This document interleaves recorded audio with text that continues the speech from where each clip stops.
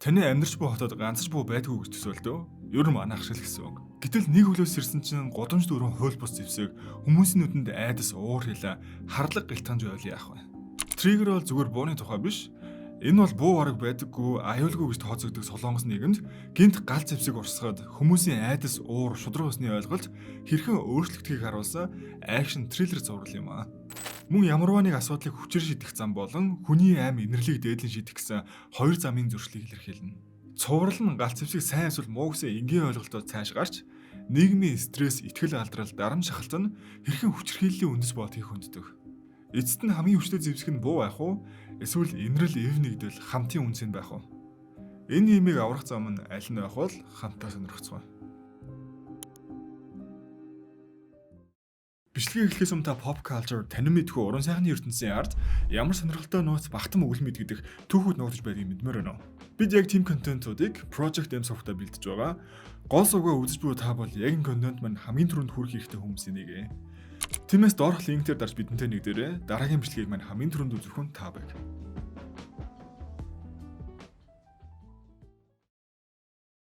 Тэгэхээр кино маань энэ хурдтай хөгжиж буй нийгэмд хөлөө олчихгаа үзэж яваа. Нэгэн оюутны зураглалаар эхэлнэ. Гаднаасаа байдаг л нэг залуу. Дүрэн бол дүрм, журам бол журам. Нэг нэгэнтэй төвөг удахгүй ёс дүрмээ дагаад амьдрал гэж хичээдэг залуу оюутан байгаа. Метронд жирэмсэн хүний суудлын дээр суучаа босгүй байгаа хүнээс эхлүүлээд гаднаасаа галц зэвсэг мэд харагдах галын асаагуурыг юу ч болоогүй мэт зарж байгаа хүнийг хараад дотроос нь уур буслах шиг. Ёс зүйн хувьд яагаад ийм энгийн зүйлүүд дээр ч хүмүүс хариуцлагагүй байд юм бэ?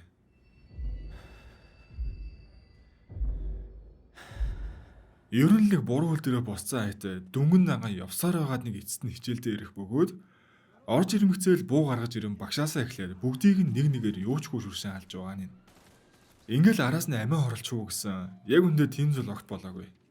Мань хүн сэтгэл зүйн зөвлөгөө аваад сууж байгаа байхгүй юу? Сая болсон төсөөлөл үргэлж тархинд нь эргэлдэж байдаг л гэсэн үг. Түүний тарих болон зүрх ямагт зөрчилдөж байдаг ба үүндээ их л санаа зовно. Энэ залуугийн кейсэр бол зөвхөн байх гэж их хичээдэг хэдий ч их сургуулийнхаа шалгалтыг амжилттай өгч чадахгүй улирсаар хагаад бүр 10 дахь жил рүү орж морцсон. Айдас, төгсөл, санаа зовнил гээд юу дэлбэрэхэд байлаа. Ийм байдалтай байгаа хүний сэтгэл зүйч тэгээд ойлгомжтой байстэй. 강박, 우울감 같은 감정들을 가지고 살아요. Гэхдээ энэ бүх мэдрэмжүүд хүн байх нь энгийн үзэгдэл бөгөөд сэтгэл зүрхэн тархиад дарж чадж байгаа бол уг нь асуудал юм шиг байгаа. Даанч мань хүн чинь чүү айлд аваад байгаа штэ. Галзуурхад ганцхан уруу дутуу гэдэг шиг. Хүмүүрийн сэтгэлийн гүнд бууны гохо байдаг. Сэтгэл зүйн байдал хэвийн хүн хизээс тэр гохыг дардаггүй бол яг энэ залуу шиг хүмүүс им угаач болов тайван байх хэвээр. Гэхдээ тайвшруулах юмээ уухгүй байгаа шалтгаан нь хэд их нойрон хүрээд хичээлээ чадахгүй байгаа маа гэж хахад. Хичээлээ сайн хийхгүй бол ахиал үлрэнэ. Ийм нэг зунгаарсан байдалтай хүн бүрийн амьдралдаа нэг биш удаа тулдаг л баг. Энэ үеэр сөүлийн хаа нэгтээ нэгэн амиа оролтын хэрэг бүртгэгдэв. Гэхдээ нэмээд нэг хачирхалтай зүйл нь тэнд бууны сум байсан явдал байлаа. Солонгос улс чинь буу галц зэвсгийн хувьд маш хатуу чанга хуйлтай ороо. Та бүхний мэдж байгаа шиг барагтаа маф том бүлгийн хүмүүс ч буугүй байдаг шүү дээ. Энэ үед л манай гол дэрэн залуу гарч ирдэг. Түүнийг идуугна. Энгийн нэг эргүүлийн цагдаа бөгөөд өнөөх хэрэг түүний тусламжийг хүсэж байгаа нь шууд л манай оныг энгийн нэгэн биш ээ гэдгийг хэлж байгаа хайтаа. Энэ нь зүгээр нэг амиа орсон хэрэг мөн ч бай биш ч бай.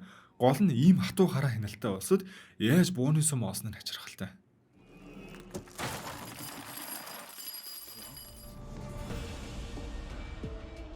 Манай оюутан залуу нийтийн байранд амьдардаг байхгүй юу? Хиндэж гай төвөг удахгүй өөрийгөө л уртхан хараад өөрийгөө ичээл явж идэг. Даанч болж бүтэж байгаа зүйл байгаа гэж хэлгээд хэцүү. Яг хичээлээ хийгээд суугаар хажуу өрөөнд нь баг газар хөлөөд байна уу гэмээр л битүү биологийн ажил явах таастай. Эмээ уу гэхээр унтчих гад хоолоо идья гэсэн бэлдээ тавьсан панчааныг хэн нэгэн зөвшөөрлгүй аваад ицсэн. Яагаад хүний өмнө хурж байгаа юм бэ гэж хэлээч тоохгүй. Ямар нэг дүрм журм байгаа бол дахал ёстой. Энд яагаад дүрмээ дагдаг хинч байдгүй юм бэ? Нийтийн байранд тамхи татах хориотойг сануултал шууд л зодуулж байгаа хөөр хилтэй залуу. Энэ үед л үнэхээр тэсгэлээ алдаж байгаа. Түүний өвөрж явдаг гитарын зөвхөн үнэндээ юу байсан гэж? Сэтгэл зүйн хувьд асуудалтай дээр имиж уухгүй байгаа тэрээр галзуурхад яг ганцхан уруу дутуул байгаа.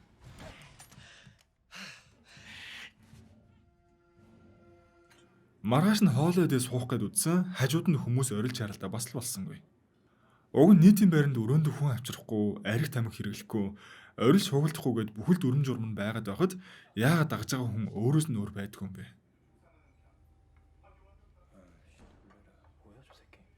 Үргэлжлүүлэн хичээлээ хийгэр суугаа. Ахаал хажуу өрөөнд нь газар хөдлөөстэй. Энэ дунд ч одоо хэн яаж хичээлээ ихэвдэ? Энэ үед л арай адан зуурж байсан олсоод тавьж байгаа нь. 좀 들어 이 씨발 새끼들아. Хүн болгоны сэтгэлийн гүнд нэг гох байдаг бол мань хүн эцэст нь ингэж тэсгэл алдах нь тэр. Өөрийг нь эцээ хүртэл үл тоосон хүмүүсээс алаад эхлэх ба одоо нэгэнд гохоод арсан болохоор бүх зүйл оройтсон. Үргэлжлүүлэн өөрийг нь зодож дээрлэхсэн залууг алж гоёролж явахад түүнийг үл тоосон бүгдийг л нэг нэгээр нь алж байгаа. Ийш нь мэдээ цагдаагийнхан гарсан байлгүй яах вэ? Хамгийн өөр явж байсан нь манай хүн. Энэ үеэр аль хэдийн хаалгыг дотроос нь төгжээд хэнийг цугтаалахгүй махны машин аятаалан болж байгаа. Цагдаа нар ирсэн ч буун сумгуумаа хайшаа олигтой хийж чадж байгаа юм байсангүй. Ингэж байсаар эцэст нэг манай хүн ирлээ. Гэхдээ аюу хачирхалтай барийн кинон дээр уг нь ямар туршлагагүй юм сайгог дороо зогсоод нь штэ.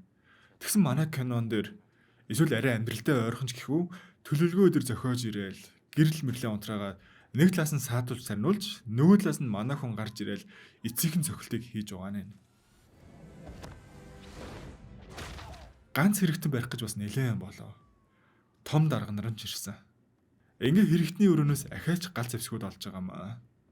Энэ бол галц зэвсгийн мэрэгчлэлтэн байхгүй штэ. Тэгсэн энгийн нэг эрүүлийн цагдаа маань энд олсон бүх бууг пазл ивлүүлж байгаа юм шиг л амархан ивлүүлж юм. Ямар буу болох хаан түлхүү хэрэглэгддэг гэ бүгдийг нь хийж тайлбарлах нь тэр. Одоо л энгийн амьдралаар амьдарч байгаа болохоос угаасаа цагтаа тусгаасланд ажилдаг байгаад зодог тайлцсан л واخгүй юу. Ийм айхтар зэвсгүүд солонгост байна гэдэг сонио. Тэгэж болоогүй бүр энгийн нэг иргэний гарт. Сайко маань нэгэнд амьдралдаа бууж өгсөн болохоор асуусан бүх асуултад хариулнаа. Буу хайж болсон бэ гэхээр зүгээр нэг эргэлтээр хоол захиалдаг шиг л нэг сайт авахарын захиалсан. Тэгсэн чинь шууд ирцэн л гэж авна. Хинч итгэмээргүй сонсогч байгаа хэдий ямар тач ийм л юм болсон бол та. Гэхдээ тэр сайт нь одоо байхгүй хүргэлтээр ирсэн мэдээлэл нь ч олцсонгүй. Ээнхүү эндээс олигтой мэдээлэл олж чадсангүй. Харин энэ бүхэн ингэж дуусахгүй нь тодорхой байлаа. Үүнээс хойш бидэнд хид хідэн хүмүүс танилцуулагдана. Шудраг бусдад тэмцэж буй хүүгээ харамсалтайгаар алдсан ээж. Толгой төрүүг зодуулж дээрлэхүүлдэг 10 жилийн хоёр найз. Том мафийн алгын ажилд дуусны дараа арийн алб цэвэрлэгийг хариуцдаг доод левлийн гангстерууд гээд эдгээр нь бүгд л хувь хувьдаа шудраг бусын хөнгөлтөд нүр тулж байгаа гэдгээр адилхан хүмүүс байгаа байхгүй юу? Бас тэгээд ахаад нэг хүн бэлгийн хүчрхийлэл үлдэж шорон суучаа гарч ирсэн аж шээ. Угаасаа ийм хэрэгээр шорон суугаа гарч ирсэн хүн хөлөндөө девайстай 24 цаг монитордуулж амьдарч тийм штэ. Дэлгүүрч өлегтөө орж чаддгүйтэй стресстэй шибала унсаар гэрсээ эртэл түнд илгээмж ирсэн байв. Тэрний яах вэ? Мэдээж буул байгаа. Хин олсныг мэдэхгүй ч баярлаа гэдэг шиг энэ новшин амьдралаа тэр чигтэнд ирүүлэх боломжлыг чардаг. Манай хүн буу ханаас ямар хүргэлтээр ирсэн мэдээлэл нь олдоогүй гайхаад байсан. Яг үндэ бодит хүргэлтийн компаниас ирсэн юм шиг харагдахаар хуулга цаас нагаал явуулдаг байсан юм байлаа. Энгийн хүргэлтийг бодвол онцлог ганц л зүйл нөр. Тэр нь энэ улаан тэмдэг. Яг энэ тэмдгийг эргүүлж явахдаа өөр нэг айлын гаднаас харснаа шууд саналаа. Тэр нь нөгөө хүчингийн хэрээр хоригдож байсан нөхөр. Хөлийнхөө девайсыг салгаад таксин дэгээ явуулцсан. Өөрөө хаана байгаа бүү мэд. Манай хүн нэмэлт хүчиж хүлээлгүйгээр шууд л гэрт нь ирж байгаа байхгүй юу? Гэхдээ дотор байсан хүн ерөөсөө энэ хэрэгтэй хамааралгүй шаал хөрөн байх нь тэр. Ямар тач хайсан хэрэгтэнд бол биш шаал далийн хүн байгаа. Өөрт нь хөргөлдөр баахан бууны сум ирсэн гэх ба дээр нь бас айлын хаягууд байсан болохоор рандомор нэгэн дээр нь ирж үзсэн л энэ аж. Тэгэхээр эхлээд энэ залууч яах вэ? Зүгээр суух зав байхгүй буу хагсаад гарцсан хүнийг барьж авахгүй болохгүй юм чи манай хоёр шууд л түүний араас явнаа. Хизээ язааны хамтрагч болсон л айтаа. Энэ хэрэгтэнд буу хариадыг хаашаа тэгтлээ яваад байгаа нь үнэхээр хачирхалтай. Хинд ингэтлээ ус хансан болоо л гэмээр. Эцэст нь түүнийг нилээн дагсан хэдийч олон хүний дунд ороод мөрийг нь алтчихсан тэрэ. Их хүнтэй газар ирээд мас алах хийх гэж байна уу гэж харцсан ч тийм биш байв. Эсэргээрээ тэр цагдаагийн газар луул явж явжээ. Өөрийг нь 24 цагийн турш монитордож алхам үйлдэл бүрийг нь асуу шалгадаг цагдаа нарыг л үдсий хатсан хэрэг байлаа. Яг энэ үеэр цагдаагийн газар нь олигтой хөнгөөчих шиг. Мөн л энэ мөхнөөс залхаж хэдийн гохоод арсан. Бүгдийг нь нэг нэгээр нь алсаар л.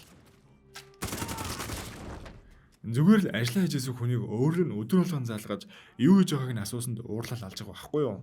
Тэгэхээр энэ бол арай шудраг бус. Гэхдээ бас айгүй сонио. Бүхэл бүтэн цагдаагийн газар штэ. Буутай ганцхан хүн байгаач тэгээ бас л барахгүй нилээн болж байгаа. Гэхдээ энэ арай бодит амьдралтай ойрчож бас магадгүй юм л та. Дандаа амар айшин кино үзээр тэрэндээ бас тасцсан ч байсан билүү. За тэр яах. Ингээ ямартаж энд байгаа бүх хүмүүс арай гэж аимзуу нуугдж байх үеэр манай хүн өмнөх хэрэгээс үлдсэн бууг хайхаар л явлаа.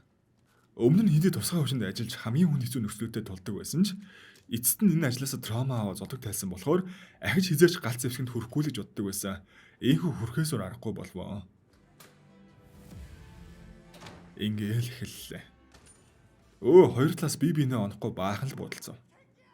Солонгос болооч тэрүү Америк шиг бас хэрэгтнээ шууд буудаа алчихгүй эцсийн хүртэл зүгээр барих гайл үздэм байна л да. Гэхдээ харамсалтай нь түүнд хэрэгтнийг алхаас өөр сонголт үлдээгүй юм.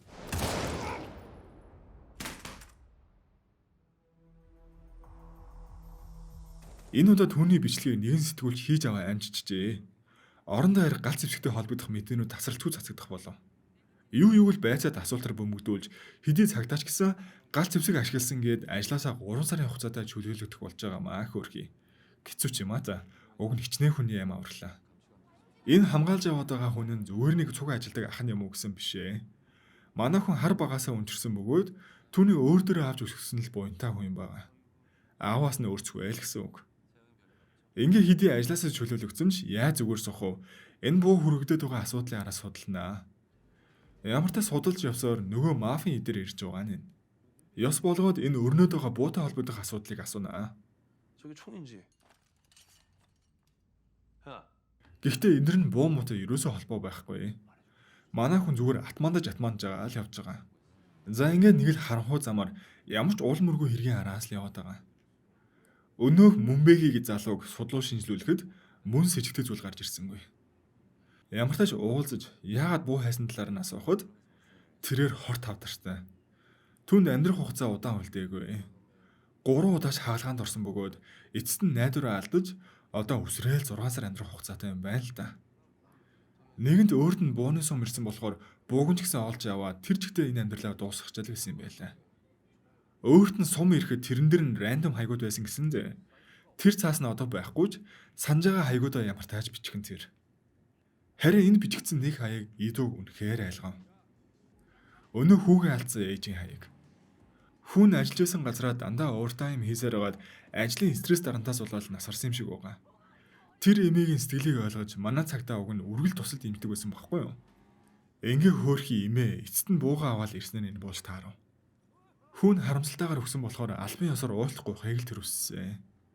Тэгсэн хүүг нь хэн болохыг ч мэдэхгүй байх захирлыг хараад үнэхээр тэсгэл алдан алж орхив. Ийхүү хийсэн хэрэгэж хүлээхэр шийдсэн тэрээр гэртээ сууж байтал түүн дээр огт төсөөлөөгүй зочид ирхэн тэр. 총 가지고 있지. Нөгөө мафиаар цэвэрлэг цэцэлгээг нь хариуцдаг гарууд байгаа аахгүй юу? Эдгээр залуус буунуудын араас явж байгаа л болж таарваа. Эмээ санаа зовсоор иртэл бүх зүйл нэг л сэжигтэй. Ийхүү тулаан эхэлдэг. Дотор байгаа хэдтэй цагдаа маань үзэх бол гадаа байгаа хэдтэй нь Мумбэгийн уучраад харж байгаа.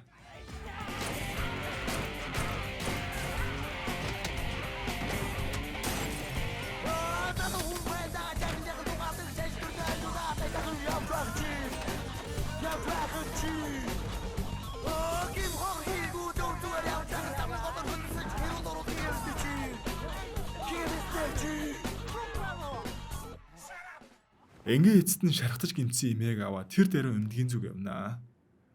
Хөөрхи эмээ юу тулж байгааг мэддэг байсан ч тусалж чадаагүй дэ их л харамсаж байгаа. Ямар ч тач имлэгт авч ирснээр энэхүү анги маань дууснаа. За тэгээ мэдээж дараагийн партнд хийгдэж байгаа та бүхэн лайка сайн даруулах хурдан орноо. Ингээ дараагийн бичлэг хүртэл баяртай. Subscribe сайн дараад сүсгэлээ яж гараа.